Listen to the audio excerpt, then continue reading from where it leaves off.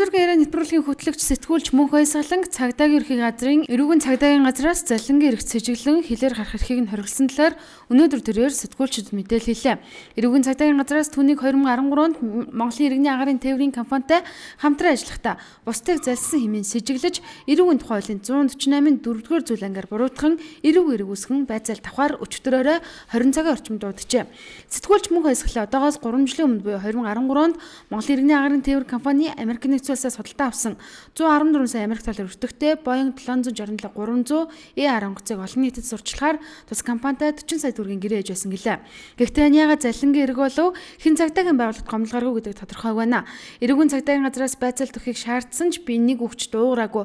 Иргэнийхээ эрхийг эдэлж өмгөөлөгч авсны дараа хуулийнханд байцаалт өгнө гэж тайлбарлаа. Тэрбэр одоогоор хуулийн зөвлөгөө авах өмгөөлөгчөө олоогүй байна.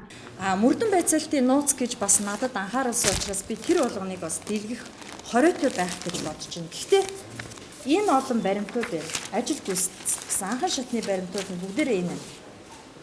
Ямар нэгэн байдлаар заллаад онцгой хэмжээгээр бүлэглээд одоо хин нэгнээс мөнгө төгрөг аваад ийдсэн гэмт хэрэг үйлцсэн юм надад байхгүй.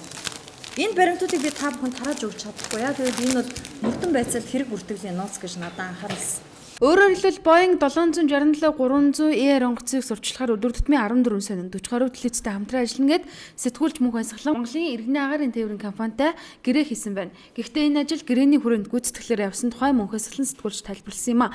Мөн тэрээр офшор бүсдэгт данс Панамын баримтуудын талаар 2 ангид нэвтрүүлэг хийхээр төлөвлөжээ. Ингээд C1 телевизээр дамжуулан Америк нэгдсэн улсын Вашингтонд байрлалтай олон улсын ерөн сурвалжлах сэтгүүлчдийн нийгэмлэгийн гишүүн болж Монгол дахь төлөөлөгч байхаар хүсэл тавьсан байна. C1 телевизийн энд нөгөө юу албан тоол нь одоо байна л та. C1 телевизээр албан тоол хийгээд энэ олон улсын ерөн сурвалжлах сэтгүүлчтэй байгууллагад хангаж утсан энэ.